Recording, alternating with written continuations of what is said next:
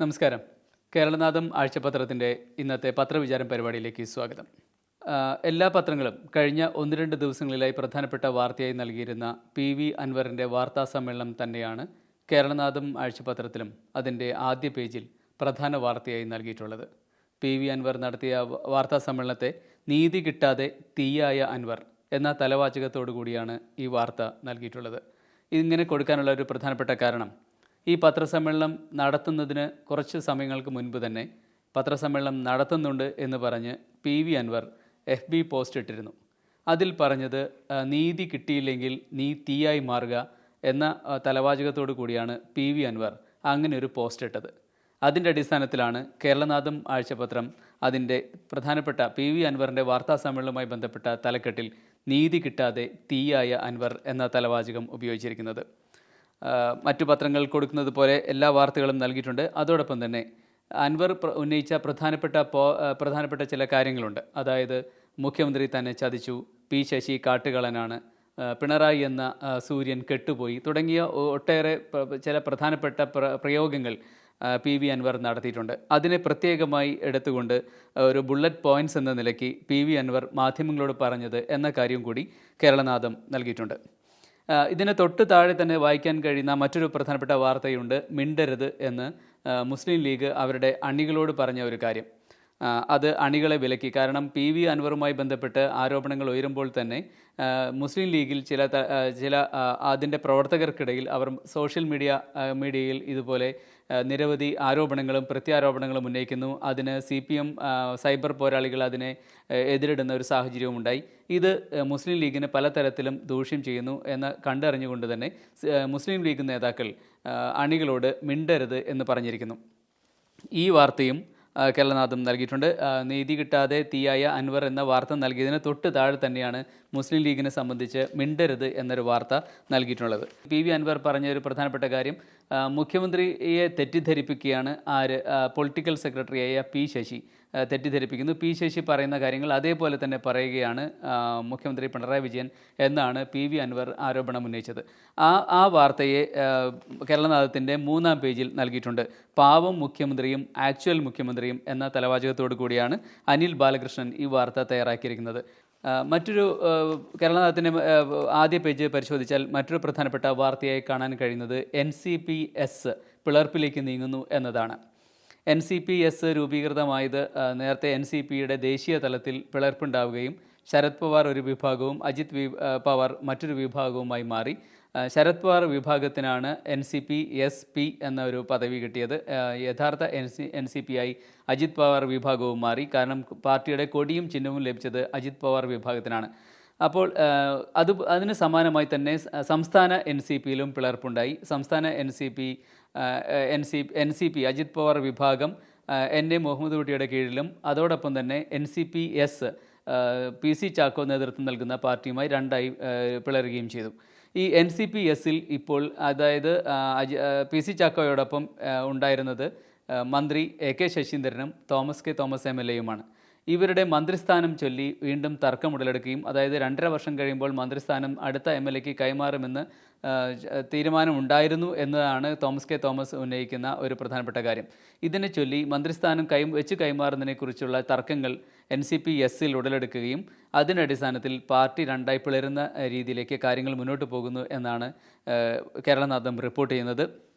മറ്റൊരു പ്രധാനപ്പെട്ട കാര്യം, നമ്മൾക്കെല്ലാവർക്കും അറിയാവുന്നതുപോലെ 71 ദിവസങ്ങൾക്ക് ശേഷമാണ് അർജുനൻ്റെ ലോറി കണ്ടെത്തുകയും അതിൽ നിന്ന് അർജുനൻ്റെ മൃതദേഹത്തിൻ്റെ ഭാഗങ്ങൾ കിട്ടുകയും ചെയ്തു.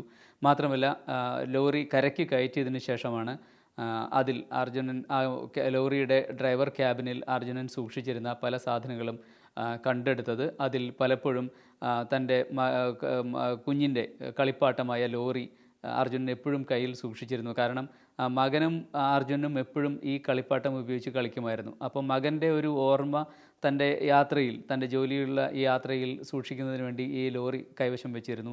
അങ്ങനെ അർജുനൻ്റെ ആ ലോറി കണ്ടെത്തി, അത് കളിപ്പാട്ട ലോറി കണ്ടെത്തുന്നു.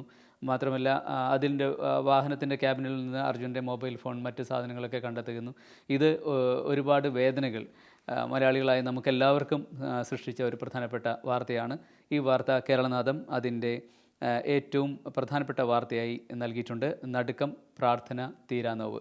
മറ്റൊരു പ്രധാനപ്പെട്ട വാർത്ത നൽകിയിരിക്കുന്നത് കുട്ടികളറിയാതെ TC വാങ്ങി 17 +1 വിദ്യാർത്ഥികളുടെ ഭാവി തുലാസിലായി എന്ന് ഒരു വാർത്ത നൽകിയിട്ടുണ്ട്. മലപ്പുറത്താണ് ഈ സംഭവം. സർക്കാർ സ്കൂളിലാണ് ഈ സംഭവം അരങ്ങേറിയത്. +1 പഠിക്കുന്ന 17 കുട്ടികളുടെ TC ആരോ പ്രിൻസിപ്പലിൻ്റെ ഓൺലൈനിൽ കയറി അത് ഹാക്ക് ചെയ്തുകൊണ്ട് ഈ കുട്ടികൾക്ക് 17 കുട്ടികൾക്ക് TC നൽകി. TC നൽകിയതിൻ്റെ അടിസ്ഥാനത്തിൽ ഇനി ആ കുട്ടികൾക്ക് ആ വിദ്യാലയത്തിൽ പഠിക്കാനും കഴിയില്ല, മറ്റൊരു സ്ഥലത്ത് ജോയിൻ ചെയ്യാനും കഴിയാത്തൊരു സാഹചര്യം. ഇങ്ങനെ 17 കുട്ടികളുടെ ഭാവി അനിശ്ചിതത്തിലാക്കി എന്നൊരു വാർത്ത കേരളനാഥം അതിൻ്റെ ആദ്യ പേജിൽ നൽകിയിരിക്കുന്നു. ഇനി രണ്ടാം പേജിലേക്ക് പോവുകയാണെങ്കിൽ വേദനയായി ലോറൻസിൻ്റെ വേർപാട് എന്ന വാർത്ത നൽകിയിട്ടുണ്ട്. CPMൻ്റെ പ്രധാനപ്പെട്ട നേതാക്കളിൽ ഒരാളായിരുന്നു സഖാവ് MM ലോറൻസ്. എല്ലാവർക്കും അറിയാവുന്നതുപോലെ പാർട്ടിക്ക് വേണ്ടി പ്രവർത്തിക്കുകയും തൻ്റെ ജീവിതത്തിന് വേണ്ടിയോ കുടുംബത്തിന് വേണ്ടിയോ കാര്യമായി പ്രവർത്തിക്കാതെ പാർട്ടി എന്ന ചിന്തയോടുകൂടി മാത്രം പ്രവർത്തിച്ച ഒരു സംശുദ്ധ രാഷ്ട്രീയത്തിൻ്റെ തികഞ്ഞ വക്താവായിരുന്നു സഖാവ് MM ലോറൻസ്. MM ലോറൻസിൻ്റെ മരണം ഒരു വേദനയായി മാറി എന്ന തലവാചകത്തോടു കൂടി വാർത്ത നൽകിയിട്ടുണ്ട്. മറ്റൊരു പ്രധാനപ്പെട്ട വാർത്ത നൽകിയിരിക്കുന്നത് ചലച്ചിത്ര താരം മധുവിന് 91 വയസ്സായി. ഈ വാർത്ത വളരെ രസകരമായി നൽകിയിട്ടുണ്ട്.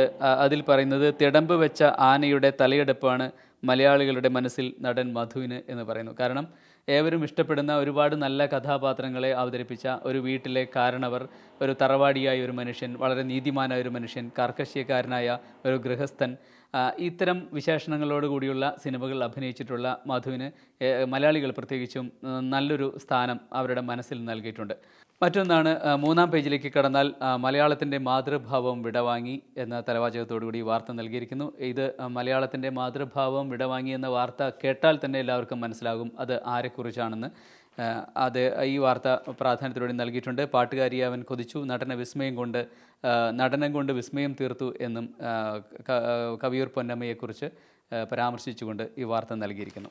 നാലാം പേജിലേക്ക് കടന്നാൽ വനിതകൾക്ക് പ്രാധാന്യം നൽകുന്ന ഒരു പേജാണ് കേരളനാഥത്തിൻ്റെ നാലാം പേജ്. അതിൽ ഡോക്ടർ ഹരിണി അമരസൂര്യ ശ്രീലങ്കൻ പ്രധാനമന്ത്രിയായി ചുമതലയേറ്റു എന്ന വാർത്ത നൽകിയിട്ടുണ്ട്. ഡൽഹി സർവകലാശാലയിലെ പൂർവ്വ വിദ്യാർത്ഥിയാണ് ഡോക്ടർ ഹരിണി അമരസൂര്യ. ശ്രീലങ്കയിൽ പുതിയൊരു രാഷ്ട്രീയത്തിൻ്റെ ഉയർത്തെഴുന്നേൽപ്പാണ് കാണുന്നത്. അതേക്കുറിച്ചുള്ള വാർത്ത നൽകിയിട്ടുണ്ട്. ഇനി മാസം തോറും വൈദ്യുതി ബിൽ എന്നൊരു വാർത്ത നൽകിയിരിക്കുന്നു. കാരണം KSEB ഇതുവരെ നമുക്ക് 2 മാസം കൂടുമ്പോഴാണ് വൈദ്യുതി ബിൽ നൽകാറുള്ളത്. അതിൽ നിന്ന് മാറ്റം വരുത്തി പഴയതുപോലെ മുൻപുണ്ടായിരുന്നതുപോലെ എല്ലാ മാസവും വൈദ്യുതി ബിൽ നൽകാൻ KSEB ബോർഡ് തീരുമാനമെടുത്തിരിക്കുന്നു. അത് ഇക്കാര്യം സംബന്ധിച്ച് വൈദ്യുത വകുപ്പ് മന്ത്രി കൃഷ്ണൻകുട്ടി ഇക്കാര്യം പറഞ്ഞിട്ടുണ്ട്. കേരളനാഥത്തിൻ്റെ എഡിറ്റ് പേജിലേക്ക് കയറിയാൽ ഇസ്രായേൽ ലെബനൻ പോരാട്ടം ചരിത്ര ഏടുകളിലൂടെ എന്ന ഒരു ലേഖനം നൽകിയിട്ടുണ്ട്. ജാമിയ മിലിയ ഇസ്ലാമിയയിലെ പ്രൊഫസർ N സെബാസ്റ്റ്യനാണ് അതിൻ്റെ വെസ്റ്റ് ഏഷ്യ വാർത്തകൾ നോക്കുന്ന പ്രൊഫസർ N സെബാസ്റ്റ്യനാണ് ഈ ലേഖനം നൽകിയിരിക്കുന്നത്.